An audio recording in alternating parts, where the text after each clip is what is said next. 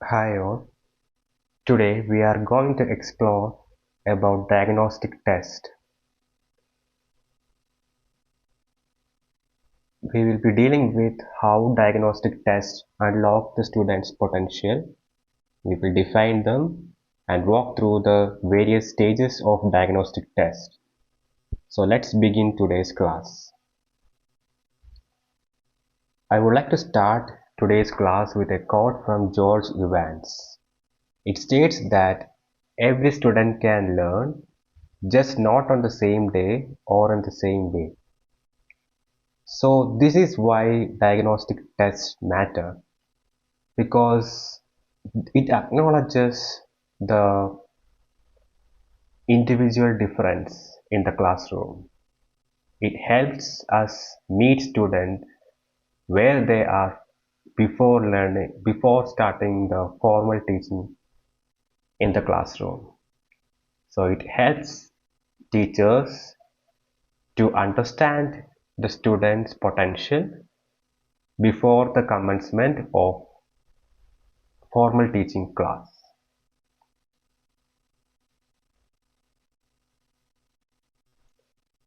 Let's move on to what is a diagnostic test.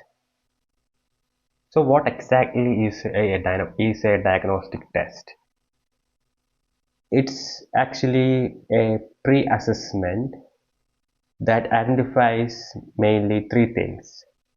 Firstly, the prior knowledge and skills. Secondly, the critical learning gaps among the students. And finally, individual learning differences. So basically, this is not about grading. It's about adjusting teaching strategies to address the needs before moving forward the process of teaching. So it aids the teachers to modify their teaching strategies that could cater the needs of the students. So the main focus are on the learning gaps, the prior knowledge or prerequisite knowledge of the students, and individual differences.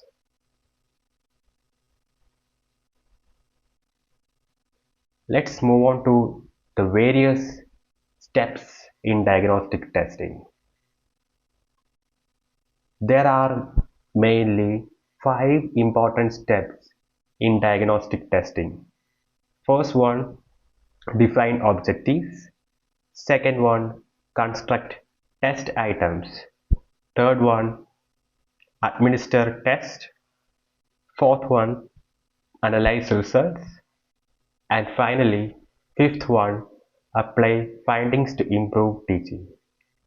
So let's dive deep into the various stages of diagnostic testing in detail. So the first step is define objectives. So define objectives aligned with your curriculum, which ask teachers, please do ask yourself, what prerequisites do students need? Where do past cohorts struggle? So teachers can identify the learning gaps among students and assess the prior knowledge of the students before their teaching session. So this can help the teachers to avoid irrelevant or misleading assessment, right? So for instance, uh, can avoid all kind of generic test, right? So target specific gaps, like if whether the students are ready to learn about calculus, uh, you know this teacher can check their skills in algebra, right? So so the data drives actionable change actually. So the teacher can check the prior knowledge of the students in order to introduce a new concept or topic to the students. The next step is construct test items. So it's this step is all about designing questions that reveal true understanding. For instance, it covers recall, comprehension, application, higher order thinking. It implies that the teacher has to construct various types of questions like MCQs, short answer questions, open-ended questions in order to construct the diagnostic test. So it can target known misconceptions and difficulties that are faced by the students. So this step is all about constructing various types of questions like MCQ. It can be either MCQ or essay kind of questions, etc. The next step is administered test. So it's about administering the test fairly as well as stress-free. So the teacher should emphasize on this is not about just grading. It helps me teach you better. The teachers should have that kind of mentality, and this and it should be ensured that there are various factors like extra time, proper verbal instructions, and visuals. And why should the test be administered in a stress-free condition? Like, because of course anxiety clouds true ability, right? So the teacher should provide a kind of stress-free, fair environment for conducting the test. The fourth step is about analyzing the result. Like, it's about digging deeper into the result. Something should be transcended than the scores. Like, so the teacher should look the patterns, the misconceptions, and the learning needs that are required for the students. And the teacher can also group the students, not to label but to personalize them into various categories, like group A for remedial uh, things or remediation, and group B for enrichment. Like that, teacher can classify the students and give individual attention to the students. And the next step, that is the final step, is apply findings. And it's this last step is about turning the insights into actions. Now the teacher has got a blueprint regarding where the students are lacking. So plan such interventions, bring more kind of remedial lessons, peer tutoring, differentiated instruction for the students. And for example, the teacher can bring differentiated worksheets, peer tutoring for missed concepts, and mini lessons or systemic gaps,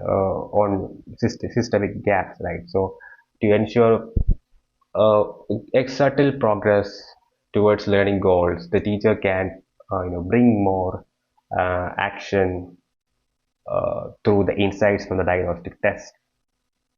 So if you look at the advantages of diagnostic test, there are mainly three big wins. The first one is early intervention, that is catch gaps before they cascade, right?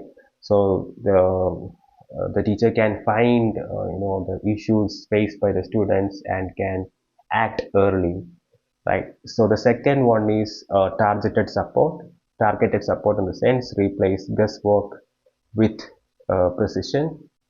And the third one is equity, uh, give every student a path to mastery, not just the test ready, right? So these are the advantages. So overall it helps the learner to overcome the difficulties in certain areas or subjects. So there are also few limitations of diagnostic tests, because Of course, it is time consuming, and teachers are having a lot of work in preparing lesson plan, a lot of things before before the academic year, right? The start of academic year. So it would be, of course, a kind of workload for teachers, and large amount of resources are required to, you know, to conduct a diagnostic test. So to conclude, closing remarks for the diagnostic test is that diagnostic tests transform all kind of confusion into clarity, right? They actually remind us that education is not about racing to a finish line. It's about ensuring no learner is left behind, right?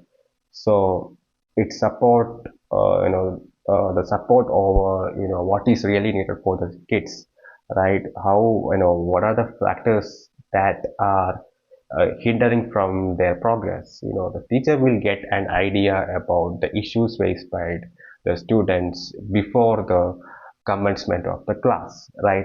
So let's commit to teaching the student, not just the subject, right? So with that concluding remarks, let's conclude the session. Thank you.